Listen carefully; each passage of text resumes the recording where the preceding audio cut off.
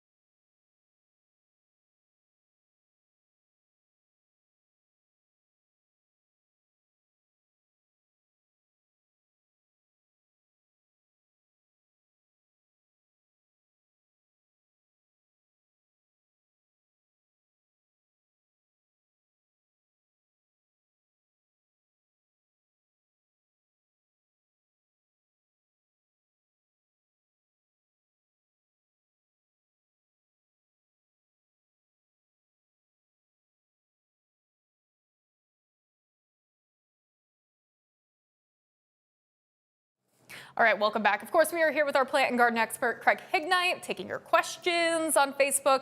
And we got a couple more coming, so we want to make sure we try to get as many in. So we're going to kick it off here with, can I transplant my raspberries now? Actually, this late in the season, I'd wait until spring. Do it as soon as you see first signs of life in the spring, but you can get the bed ready now, adding some organic matter, so that when that time comes, you can move as fast as possible. Can I throw my burn pile ashes on my garden bed? Ooh, be very careful. Burn pile ashes are even more caustic than lime, so be a very light dusting on the garden would be all that you want. The rest of them could go into a compost pile to help sweeten the pile and keep it working. Tom says, could I top off my herbivida trees now without harming the rest of the tree? Not now. You've got to wait until the ground freezes. This is going to be out in mid to late December if you're going to do that kind of harsh pruning. How to transfer old-fashioned poppies? Boy, old-fashioned poppies, the best thing to do is to collect the seed and go ahead and sow some seed in the new bed. But there again, in the spring, as soon as you see signs of life, that would be the time to actually move the plants themselves. Can I cut back our lilac and hibiscus plants now? Ooh, lilac, we never cut them back. We thin them out. Take that tallest stem and cut it down as close to the ground. It's early. I really would like to see the ground a lot cooler than it is at this time. When do I prune a fragrant spice bush? It's very leggy. Yeah, again, we've got to keep the pruners at bay. It's cooling off now, but you know, we can have, I've seen absolutely beautiful late Novembers, and you don't want to prune now in case it did happen to warm up and you start getting new growth on that plant, which is what the pruning is going to do, reinvigorate the plant, and that new growth just won't survive the winter. So keep the pruners at bay for another couple of 3 weeks. Is it too late in the season to trim back my lavender bushes? Wait and do lavender in the spring. Let's wait and see how harsh Mother Nature is going to be on them, how far back they're going to die this winter, which you're always going to get some dieback on lavender. Then in the spring, you can take out dead wood, and if they're still too tall on live growth, then you can go ahead and do a spring pruning. When do you cut back first-year asparagus? First-year asparagus, as soon as we get that killing frost, that asparagus should be cut off, and you either burn it or put it in the garbage. You do not use it in compost. You want it off the property. Okay, so one last thing I want to ask, because you just brought it up. We technically haven't seen our first killing frost, and it's more than likely happening Sunday into Monday. So do you have any advice for people to kind of prepare for that in the next couple of days? Well, the next couple of days, I would be getting the last of those plants in the house that you're bringing in. Make sure you don't water them before you bring them in, and give them a spray of some kind so you're not bringing any insects into the house. Those plants are not going to be happy on Monday morning if they're still outside. Oh, yeah, they're going to be talking, right? Yes, big time. Thank you so much, Craig, for joining us. And be sure to join us for our Facebook Live with Craig each and every Wednesday. There you can submit your questions and be part of the conversation. GMQC at 11. We'll be right back.